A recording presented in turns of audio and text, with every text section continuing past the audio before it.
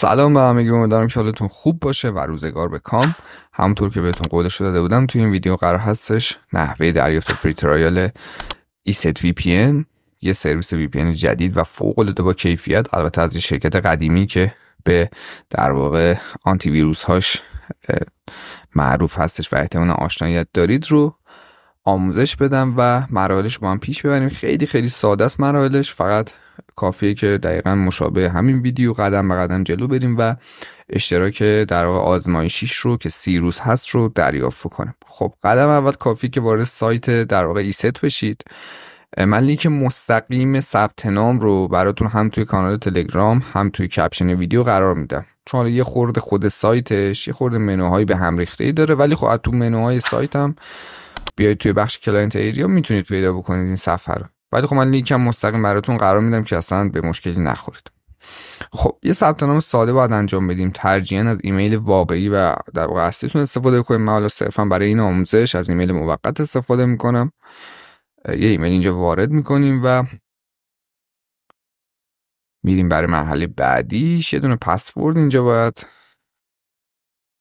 بزنید که حداقل 10 کاراکتر باشه و اون مواردی که اینجا ذکر شده رو رعایت کرده باشید. خب اینجا کشورتون رو میتونید انتخاب بکنید، خیلی مهم نیستش چی باشه. من همین آلمان میذارم باقی بمونه و قوانین رو در واقع میپذیریم و میریم برای ساخت اکانت.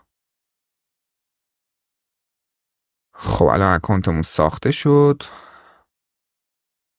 یه نکته مهمی که وجود داره اینه که توی این سرویس هم حتما باید بیاید و اکانتتون رو وریفای بکنید. برمیگردیم به اینباکس ایمیلمون، یه دونه در واقع ایمیل جدید داریم که روش اگه کلیک بکنیم اینجا میتونید با زدن دکمه کانفرم ریجستریشن بریم برای وریفای کردن اکانتمون.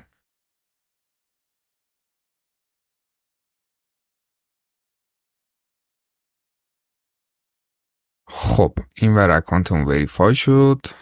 حالا صبر می‌کنیم تا صفحه کامل لود بشه و این تبو دیگه من میبندم. خب برای شروع روی دکمه گت استارت کلیک میکنیم و روی در واقع گزینه سوم ترای ESET فور فری رو میزنیم و روی دکمه کانتینیو میزنیم. در واقع این قسمت دقیقا همینه دیگه، برای فعال کردن 30 روز ترایل رایگانش هستش. خب اینجا میتونید جفتش رو انتخاب کنید، فرقی نمیکنه. من روی این گزینه میزنم که برای در واقع کسب و کارهای کوچیکه، اینم برای در واقع استفاده خانگیه.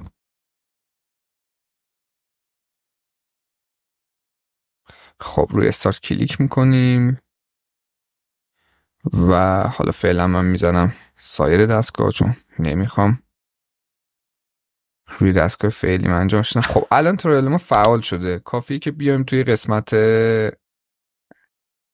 این آیکونه، حالا ستاره مانندی که هست، دقیقا نمیدونم الان منوش باز میشه یا نه، همین آیکونه که ستاره طور هستش رو کلیک بکنید. اینجا در واقع سکیوریتی فیچرز هاشو بالا میاره. یه دونه گزینه VPN هستش، روی دکمه‌اش کلیک بکنید. اینجا اکانت خودتون رو در واقع سلکت میکنید، روی دکمه کانتینیو میزنید. اینجا دیوایسایی که میخواید متصل بکنید رو انتخاب میکنید. شما میتونید در نهایت 10 تا در واقع حد اکثر 10 تا دیوایس رو متصل بکنید. من روی 10 تنظیمش میکنم و روی دکمه‌اش کلیک میکنیم. خب ببینید الان 10 تا لایسنس به ایمیلتون ارسال میشه. اگه منو برگردم به این باکسم و لود بشه این باکسم،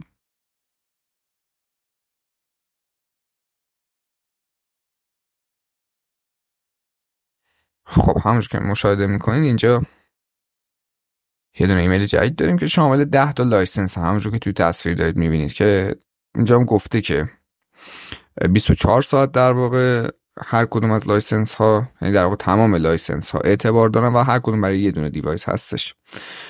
کافیه که از این قسمت برید دانلود VPN رو بزنید، متناسب با سیستم عاملی که دارید سیستم عامل خودتون رو انتخاب بکنید. مثلا من ویندوز الان بتونم نشون میدم محیطش رو.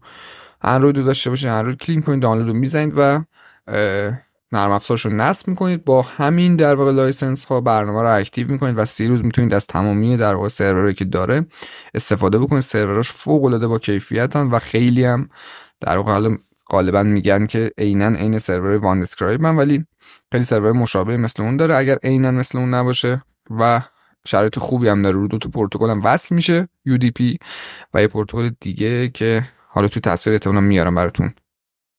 و روی تمامی اپراتورها و ISP ها فعلا شرایط اتصال خوبی داره و میتونید ازش استفاده بکنید. یه نکته‌ای که دوست داشتم ته ویدیو بگم اینه که دوستان خواهشاً این مورد رو بیایم که رعایت بکنیم که به اندازه واقعا استفادهتون بیاد از این در واقع اشتراک رایگان استفاده بکنید، چون شما 100 تا اکانت هم فعال بکنید در نهایت 1 ماه برای شما کارکرد داره. اینجوری نیستش که مثلا بذارید کنار برای بعدنتون.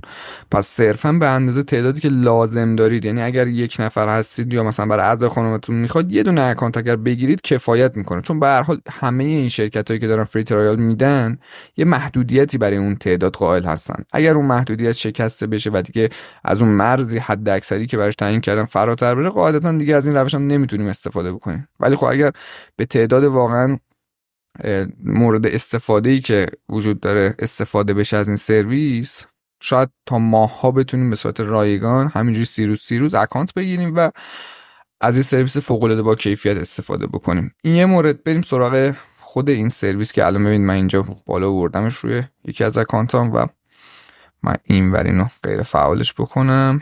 اینم مثلا یه تست کانکت شدن. حالا اگه بله میگه کسی هم سریع کانکت میشه، فوق العاده با کیفیت. نشت DNS اصلا نداره، نشت IP نداره، به RTC نشت نداره و کیفیت IP هم کیفیت IP بسیار بالایی داره. آموزش حالا دیگه نمیخوام بیشتر صحبت کنم و طولانیش بکنم، بسیار ساده بود، مراحل خیلی خیلی ساده است. 1-2 بار ببینید کاملا جا میفته براتون و امیدوارم که این آموزش به کارتون بیاد و ازش استفاده بکنید. تا آموزش بعدی شما رو به خدای بزرگ میسپارم. خدا نگهدار.